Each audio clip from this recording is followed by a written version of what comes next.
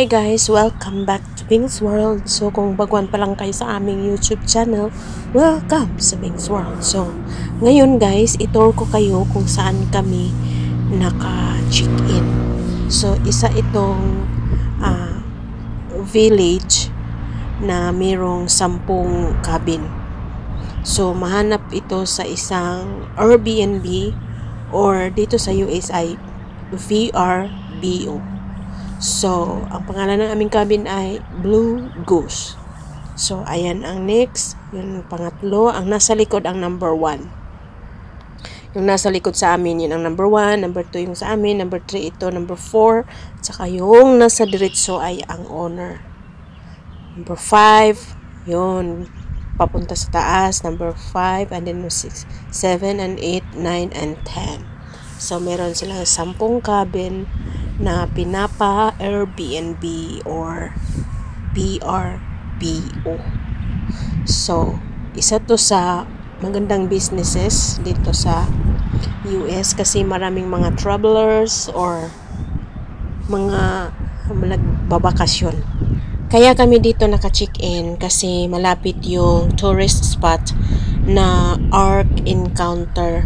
So, bukas ang aming ganap ay pupunta kami doon sa Ark Encounter.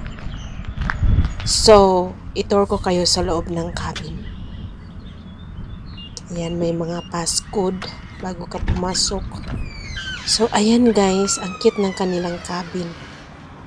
Pagpasok mo, ay bed na. Bed na siya agad. At ang cute.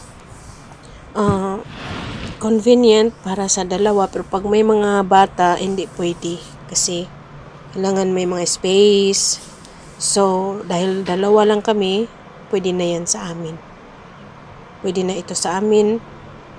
At convenient, very private, and walang ingay, tahimik, huni lang ng ibon at saka yung train kasi along the rails siya.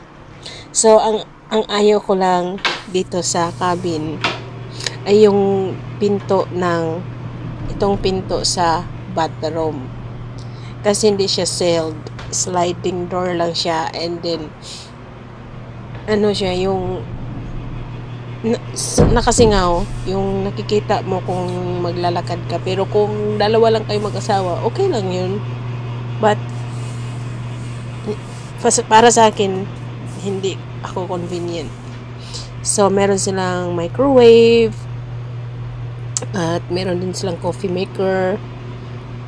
May free silang binigay na kape, yung creamier at saka yung sugar for depende kung ilang nights. So, magstay kami dito ng Monday to Tuesday night, and then pagka Wednesday mag-check out kami, punta kami sa ibang cabin na naman. So ang aming pagkain ay nilagay muna namin sa fridge.